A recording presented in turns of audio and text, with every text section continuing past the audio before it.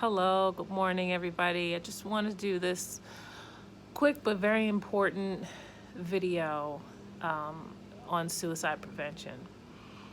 And those of you who know me, you know this is a very dear and close topic to my heart. So I wanted to do this video because I really wanted to give you a couple things to kind of hold on to and to think about when you or someone else is in that space, in that place in their life where they are feeling like they need to end it. Or if you've been there and sometimes you just need to re-up on that energy to keep pushing through.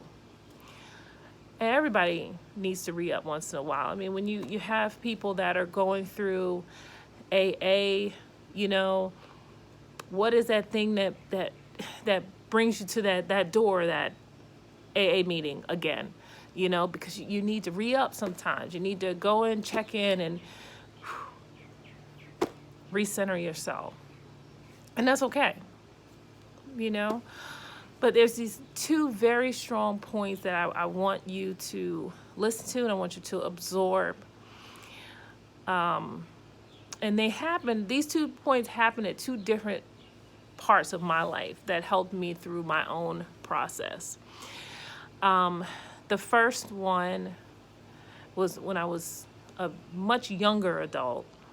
And the second one happened a lot later in life.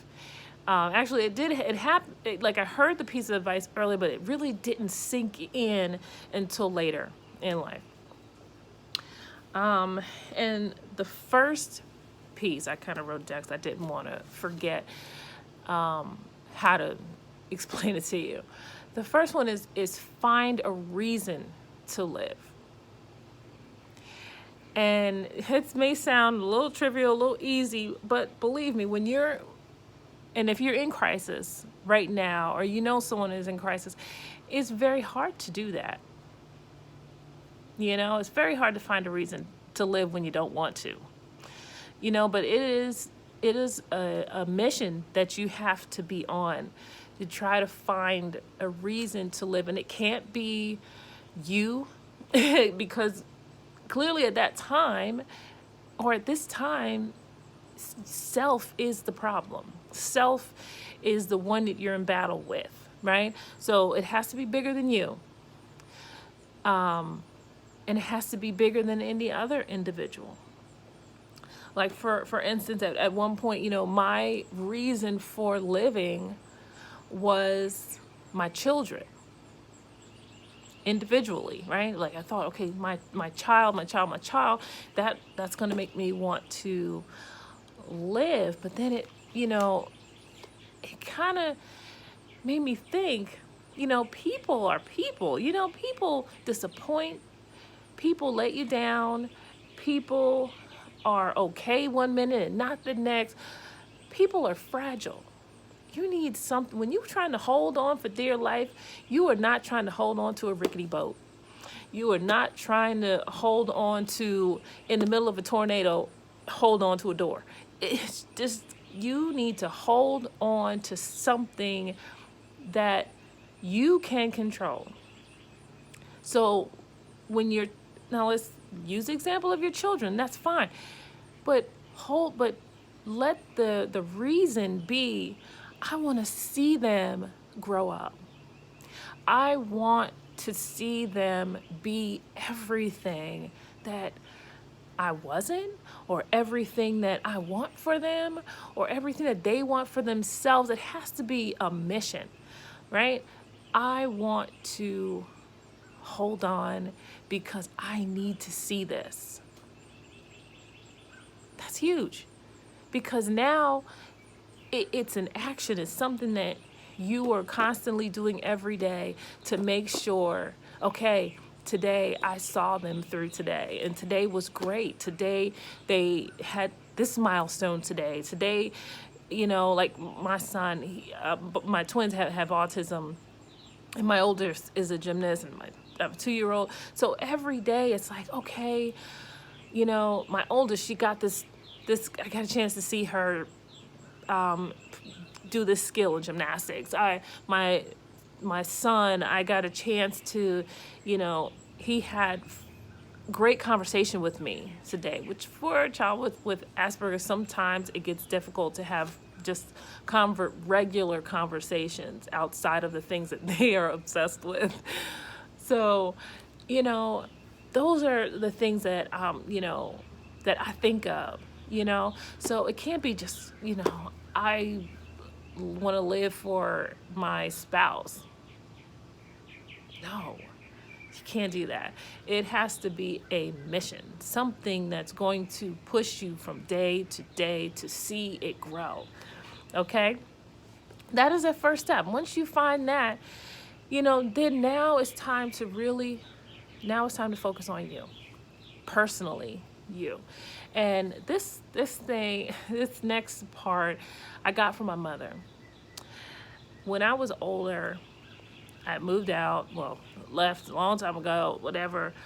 And as an adult, I was able to have this conversation with my mother. And I said, how in the world did you live through my father? Like, how did you, really? Like, how did you deal with all this emotional abuse and craziness? And she said the most amazing things to me that I still hear to this day. And I need you to hear this.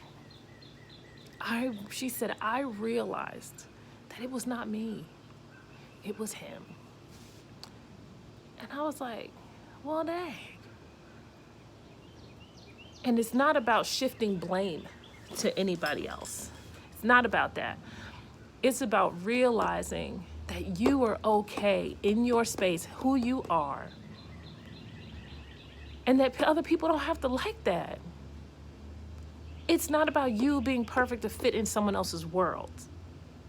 That was big for me because that was a big problem. Me trying to make everybody else okay, everybody else happy, everybody else pleased, everybody else, doing their thing but me. And I was like, wow, how do I get there? To be able to say, it's not me, it is them. They're the ones with the problem. And I'm going to tell you right now, they are the ones with the problem. It's not you. You are okay. Okay? You are okay.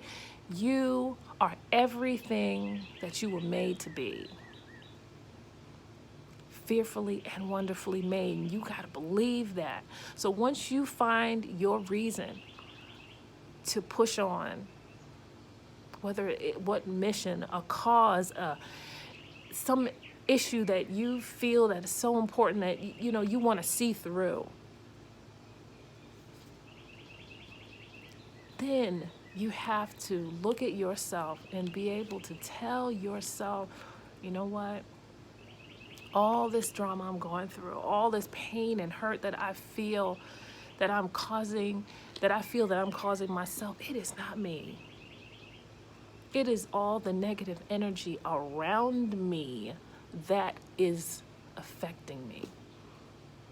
And then you have to work at clearing that away.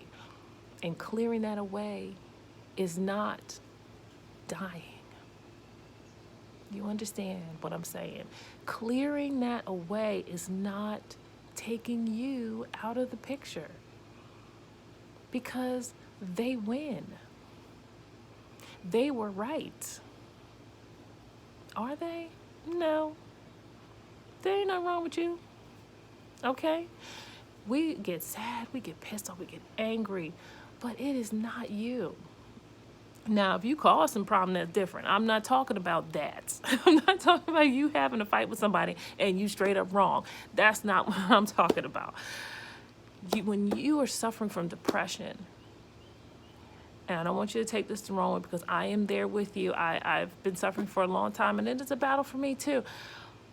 You have to understand it's an illusion that your mind creates. Your mind is taking that energy and dumping it on you like a bucket of water, just dumping it and dumping it and dumping it. And there's no filter. You're not able to, and in that moment, filter that away and be able to clear all that mess out and say, okay, all right, that's just the stuff. That's not me. Okay? That is just the negative energy that you have to work on clearing from your life. And that does not mean ending your life. Okay? So, what are they? Find a reason to live. And once you find that reason, then it's time to work on yourself and understand that you are not the problem. It is them. And the them meaning whatever that negative energy that is attacking your life. And that is what you need to work on getting rid of. And that's it. And every day, it is a new day, okay? It is a very, very, very new day. And it is another day for you to do this all over again. Every day you have to do this. Because every day you are worth working on. Okay? Every day you